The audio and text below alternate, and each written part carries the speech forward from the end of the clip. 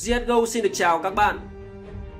Chiến tranh thế giới thứ nhất là một cuộc chiến tranh chiến hào, bên tấn công thường tiến rất chậm và phải chịu thương vong lớn. Để giải quyết vấn đề này, vào năm 1916, người Anh đã nghĩ ra loại xe tấn công đầu tiên. Để giữ bí mật, họ gọi là tank, tức là cái thùng sắt, và người Việt đọc là xe tăng. Nó chuyển động bằng xích giúp vượt qua các địa hình phức tạp. Người Nhật lại thiết kế xe của họ với sự nhấn mạnh về khả năng vận chuyển bằng tàu. Còn người Ý lại có những tư duy riêng về chiến trường, giúp xe tăng của họ có nhiều trận chiến ở rất xa châu Âu. Lịch sử của lực lượng thiết giáp Ý bắt đầu từ hơn 100 năm trước.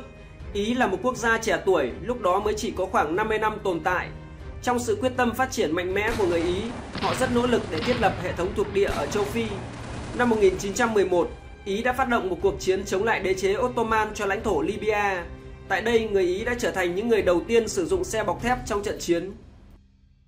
Một trong những chiếc xe bọc thép đầu tiên của Ý là chiếc Isotta Fraschini với lớp giáp dày 4mm. Việc sử dụng thành công xe bọc thép đã châm ngòi cho sự phát triển của các chủng loại xe mới. Một ngành công nghiệp thủ công đã tiến hóa thành sản xuất hàng loạt. Và chiến tranh của Ý ở châu Phi kết thúc vào năm 1912.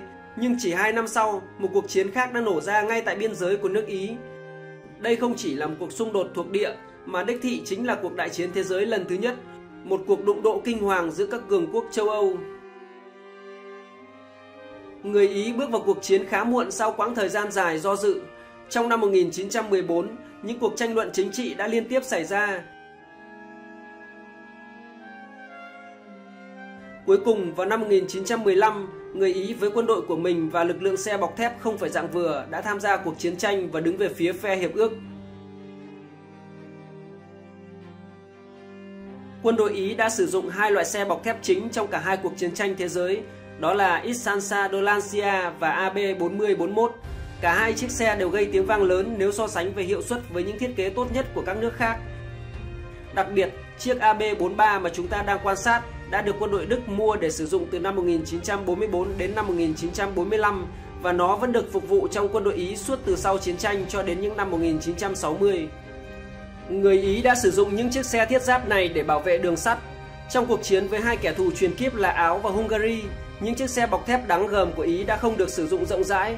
Lý do là vì chiến trường chủ yếu có địa hình đồi núi, nơi xe bọc thép không thể sử dụng hiệu quả. Những nơi không có đồi núi thì lại có những hàng rào phòng thủ mạnh mẽ, nhiều lớp. Xe bọc thép lúc đó thiếu khả năng vượt địa hình và hỏa lực. Vì vậy, đến mùa hè năm 1915, rõ ràng là Ý cần một hệ thống xe chiến đấu mới.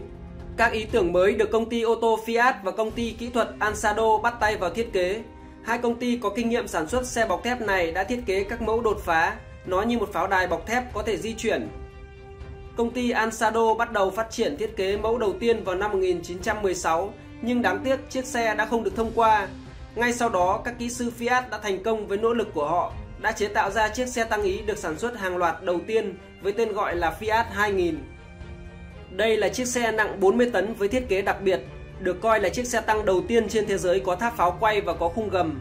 Thiết kế này là sự phát triển vượt bậc nếu so sánh với trước đó, khi mà mọi thứ đều bắt nguồn từ máy kéo công nghiệp. Công việc phát triển chiếc xe tăng bắt đầu từ tháng 10 năm 1916, nhưng ngay khi Fiat 2000 đang được hoàn thiện, Thế chiến thứ nhất đã kết thúc. Đó là lý do tại sao chỉ có 4 chiếc xe được chế tạo, và phải mất 3 năm để người Ý đi từ khi bắt đầu phát triển đến khi xong lô sản xuất hàng loạt đầu tiên. Tuy nhiên, người Anh với chiếc Mack và người Pháp với chiếc Renault đã làm tốt hơn rất nhiều, họ chỉ mất 1 năm. Quân đội Ý lại sử dụng chiếc xe tăng hạng nhẹ Renault FT-17 do Pháp chế tạo, mặc dù họ đánh giá Fiat 2000 cao hơn. Nguyên nhân là vì trong Thế chiến 1, người Ý tham chiến chủ yếu ở miền núi phía Bắc và nghĩ rằng những chiếc xe tăng hạng nặng sẽ không hoạt động tốt. Người Ý mua 5 chiếc FT-17, nó được coi là rất phù hợp. Tuy nhiên, họ đã không thể mua thêm bất kỳ chiếc nào nữa do người Pháp phải tập trung toàn bộ cho quân đội của họ. Vì vậy, người Ý buộc phải tự sản xuất. Các kỹ sư Fiat đã đưa ra một số lựa chọn sáng tạo. Thay vì sao chép hoàn toàn xe tăng Pháp, họ chế tạo một chiếc xe tăng nhẹ hơn, nhanh hơn với cùng một bộ giáp. Xe tăng được chỉ định là Fiat 3000, không giống như tiền thân của Pháp. Fiat 3000 có động cơ ngang cho phép giảm chiều dài của thân xe. Fiat 3000 là sản phẩm sao chép nâng cấp thành công nhất của dòng xe tăng Renault FT. Vũ khí của nó là rất tốt, lại được nâng cấp tầm nhìn tháp pháo. Kết quả là mặc dù chiếc xe tăng chỉ được lên kế hoạch sản xuất chế tạo cho quân đội Ý, cuối cùng lại được đặt hàng bởi quân đội của rất nhiều quốc gia khác. Nguyên mẫu đầu tiên của Fiat 3000 đã trải qua các thử nghiệm vào năm 1920 và tham chiến một năm sau đó. Nó được sản xuất chỉ khoảng 100 xe nhưng hoạt động trong thời gian rất dài. Năm 1930, nó được nâng cấp tháp pháo 37 ly, hệ thống radio liên lạc và súng máy L5. Lịch sử phục vụ rất thâm niên của Fiat 3000 được bắt đầu từ năm 1923 đến năm 1943 khi mà chúng được sử dụng để chống lại lực lượng Mỹ đổ bộ vào Sicily và các cuộc tấn công của quân đồng minh. Chiến tranh thế giới thứ nhất không thành công đối với người Ý do sự đổ máu vô nghĩa và kinh tế khủng hoảng nặng nề đã tạo ra sự bất bình trong nhân dân.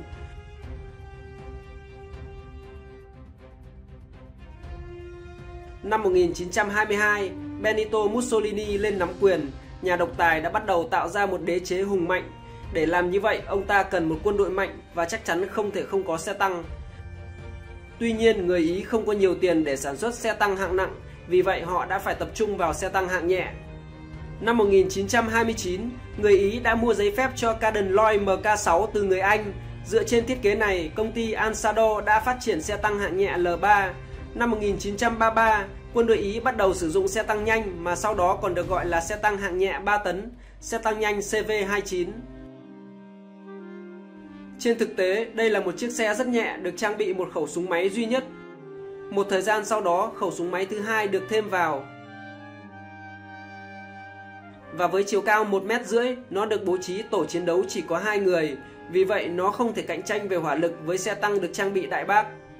Tuy nhiên, quân đội Ý đã đầu tư rất mạnh tay cho chiếc xe tăng hạng nhẹ này để đưa vào sản xuất hàng loạt.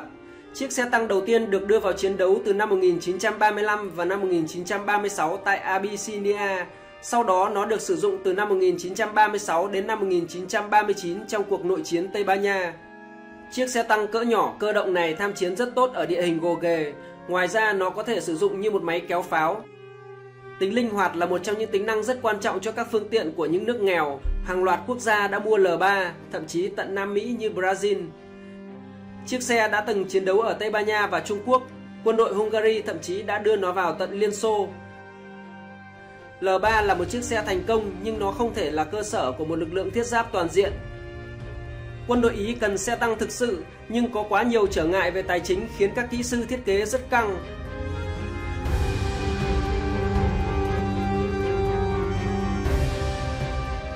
Học thuyết quân sự của Ý chịu ảnh hưởng rất lớn bởi địa hình đồi núi phía Bắc, nên họ muốn xe tăng có thể hoạt động trên những con đường hẹp, băng qua những cây cầu nhỏ.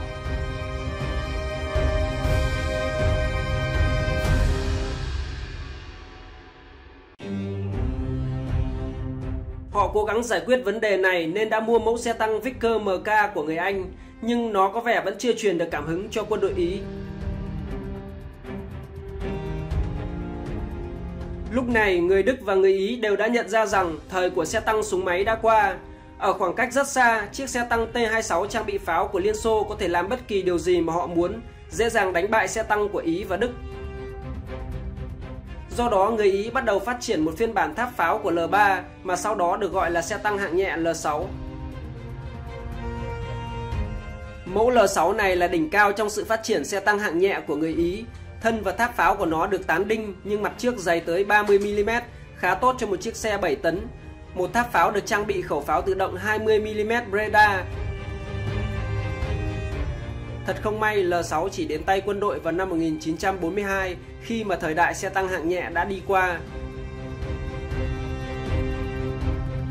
Trong nhiều năm, các nhà thiết kế người Ý đã nỗ lực hết mình cho sự phát triển của các phương tiện nặng ký hơn.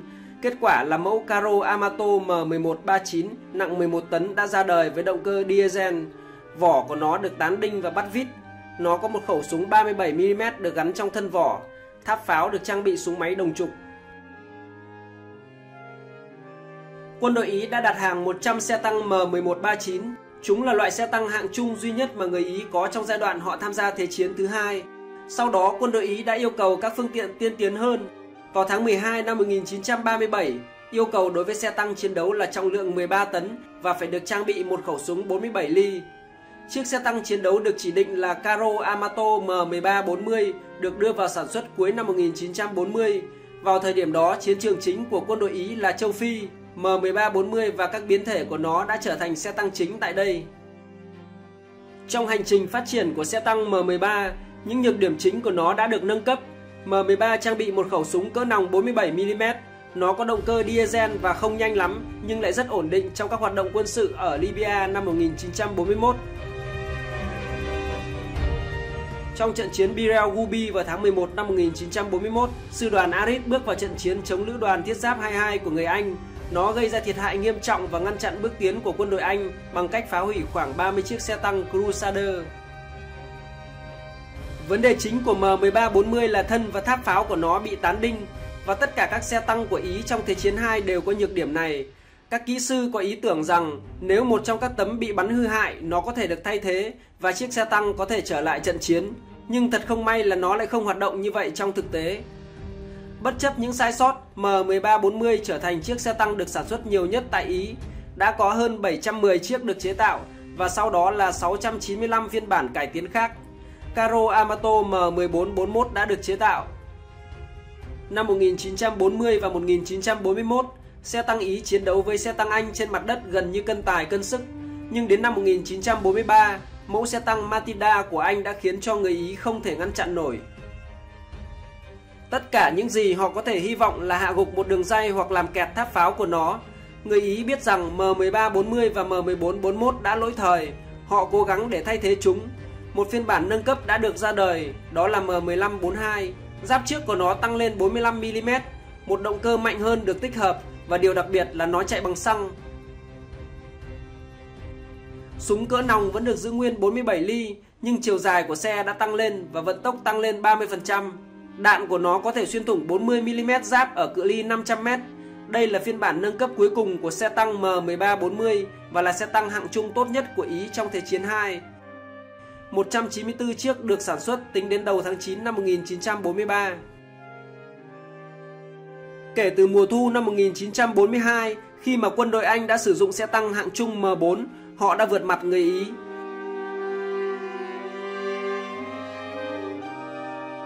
Liên tiếp các lực lượng thiết giáp Ý phải chịu tổn thất nặng nề trong các trận đánh lớn và họ gần như không có cơ hội sống sót. Các kỹ sư người Ý đã cố gắng phát triển một cỗ máy thích hợp cho cuộc chiến ở Bắc Phi. Kết quả là Sahariano, một chiếc xe tăng nặng 18 tấn với hệ thống treo xoắn và khả năng cơ động cao đã ra đời. Khi thiết kế nó, người Ý đã sao chép một loạt các yếu tố từ T-34, một chiếc xe tăng của Liên Xô.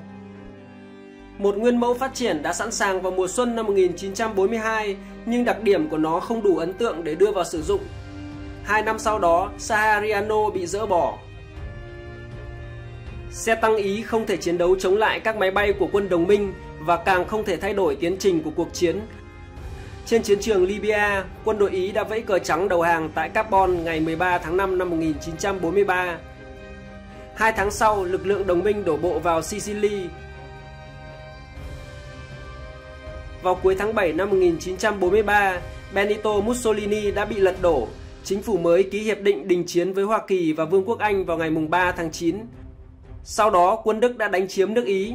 Khoảng 100 xe tăng mới sản xuất tại các nhà máy của người Ý đã được sử dụng bởi người Đức, những người đã chiếm lãnh thổ của Ý.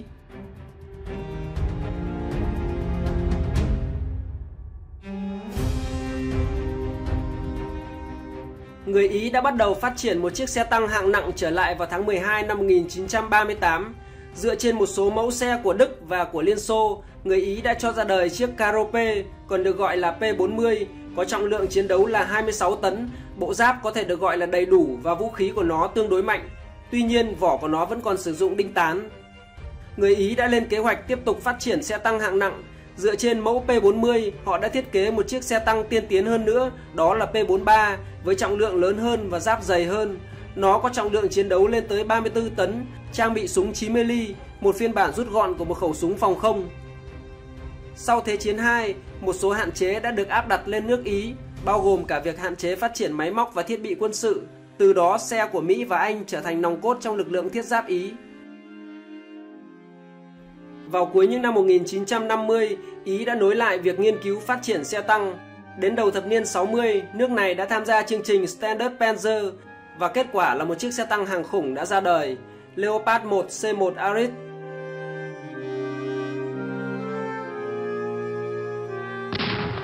Nó trở thành thành công lớn nhất của ngành công nghiệp chế tạo xe tăng Ý trong thời kỳ hậu chiến.